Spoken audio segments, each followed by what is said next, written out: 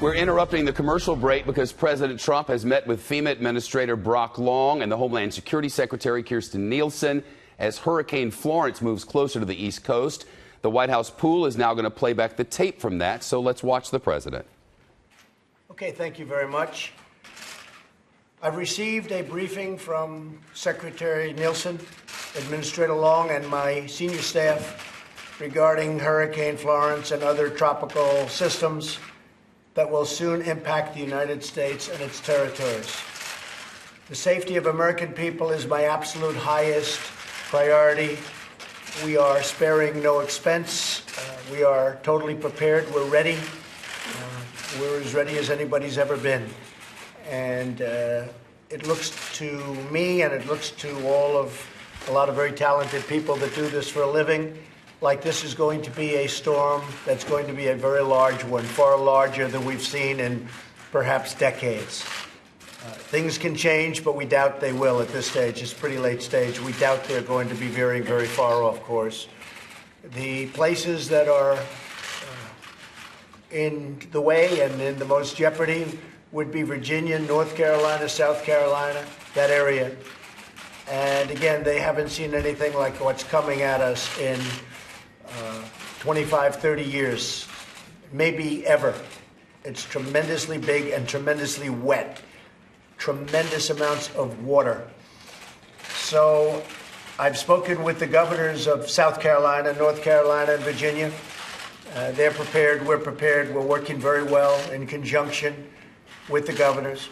I'd like to ask Brock Long, our administrator, has done so well for us in Texas and Florida. We have something, it could very well be very similar to Texas in the sense that it's tremendous amounts of water. Texas was the one that had, I would say to this point, Brock, probably more water than we've ever seen in a storm or a hurricane. And it went out for seconds and thirds. We've never seen anything like it. But FEMA, as you know, did a fantastic job, and a fantastic job also in Florida.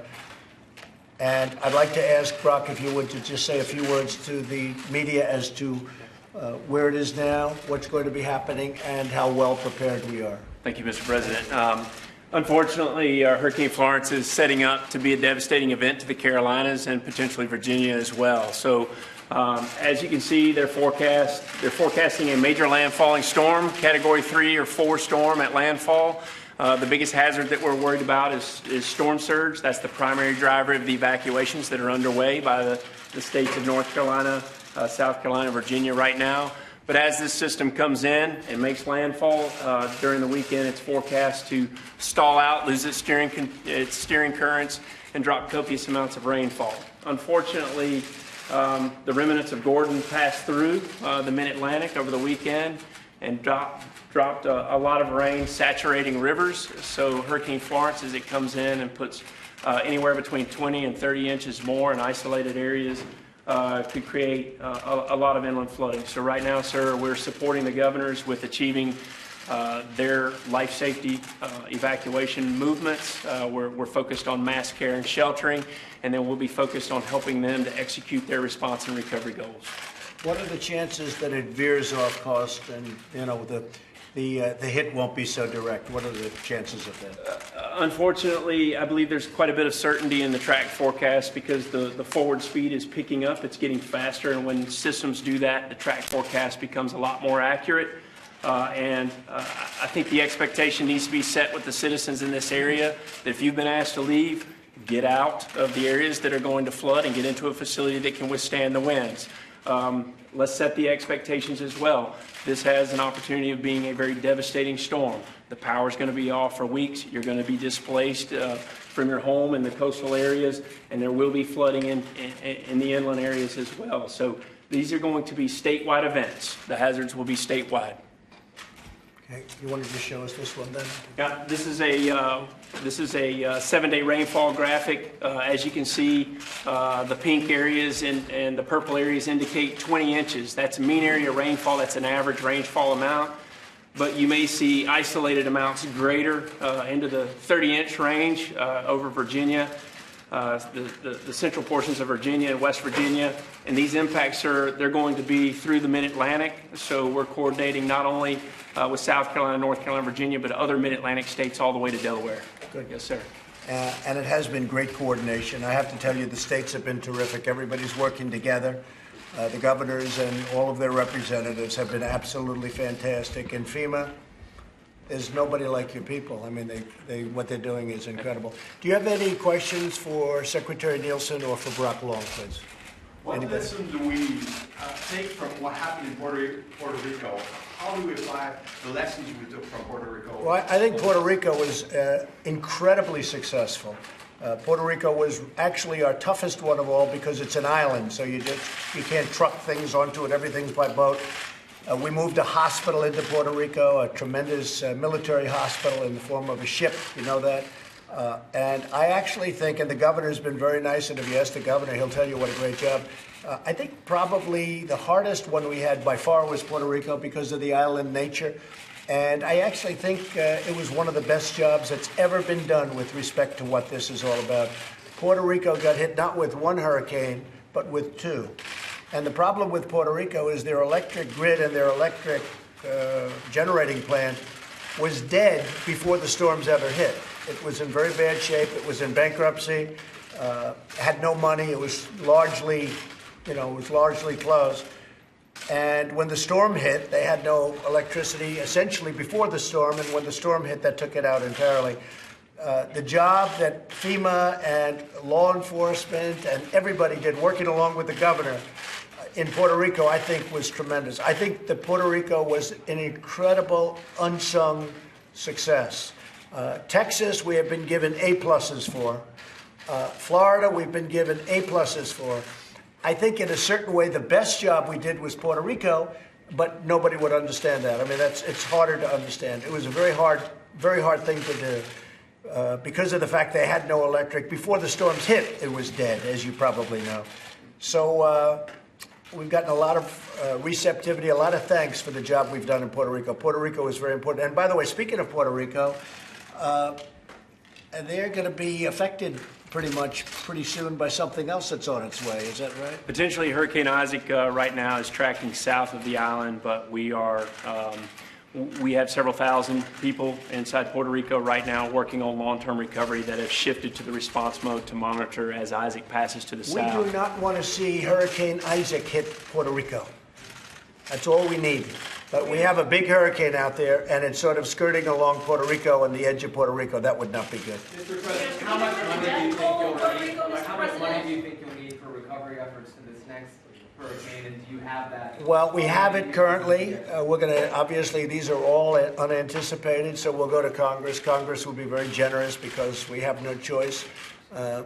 This is the United States, and it's whether it's Texas or Florida, or frankly, if it's Virginia, because Virginia looks like it's very much in the path. Maryland, by the way, could be affected, very seriously affected, just to add. It's a little bit outside of the path. And then, of course, South Carolina, North Carolina. I think that any amounts of money, whatever it takes, we're going to do. But we're already set up. We have tremendous trucking systems. We have food systems. We have a lot of contractors waiting, but for the most part, it's been handled by FEMA, and also we've coordinated locally. We have food for days. We have emergency equipment and generators for many days. We should be in great shape. Now, I've also heard it could be 21 and 22 inches. If you can imagine what that is, 22 inches of rain. It is not something that we've had. Certainly, we've never had this on the East Coast. So, but I think we're very well prepared, very well set up, wouldn't you say? Yeah, I think this storm right here is very similar to Hurricane Hugo, and it's almost like a combination of Hurricane Hugo in '89 and Hurricane Floyd in 1999. But look, successful disaster response and recovery is one that's locally executed, state managed, and federally supported. So what FEMA is doing is pre-positioning the federal government's assets to support each one of those governors that are about to be impacted with achieving their response and recovery goals. And that's the way emergency management and disaster response works best. I also think I'd like to point out that what we learned last year is that we have got to build a true culture of preparedness within our citizens here in America. This is a partnership, and it takes anything from neighbor helping neighbor all the way to the federal government when it comes to correctly responding and recovering. Minister, can we ask you about preparation for power outages? What FEMA does right now? Sure, great. That's a great question. So FEMA doesn't own the power grids in any one of these states. A lot of them are owned by the private industry. So what we have are business emergency operations center calls. We're concentrating with the private vendors to make sure that they have strong mutual aid programs in place, and we set up incident support bases to help stage power crews coming in from other states. And largely, it's FEMA's job to get out of the way to make sure that the private power companies can get into these areas to set up their grid. We don't own it. We don't own it. But unlike Puerto Rico, you have very strong power companies. They're very powerful, very well managed in the sense that they have tremendous overcapacity. They are going to do a great job. They also have made contracts with other power companies that won't be affected, and they're going to be coming in. Just to answer your question, they'll be coming in to the various states that will be affected. They're going to be coming in very strongly, and they're already lining up. They'll be here probably for the most part tomorrow or shortly before the storm hits. So they're going to be in great shape. These are really states that have very, very strong power authorities. What's your message, Mr. President, to people who might not have evacuated yet?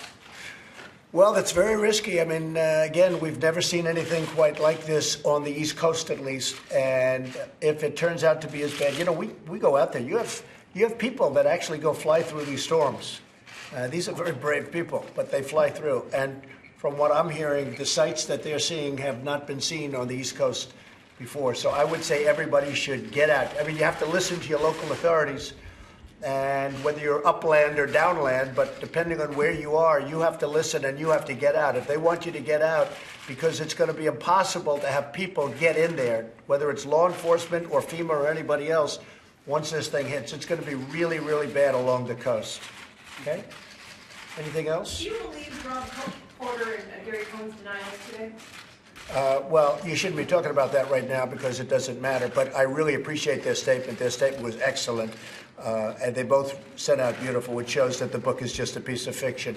Thank you very much. I think we're very well prepared, and thank you all very much. Appreciate it.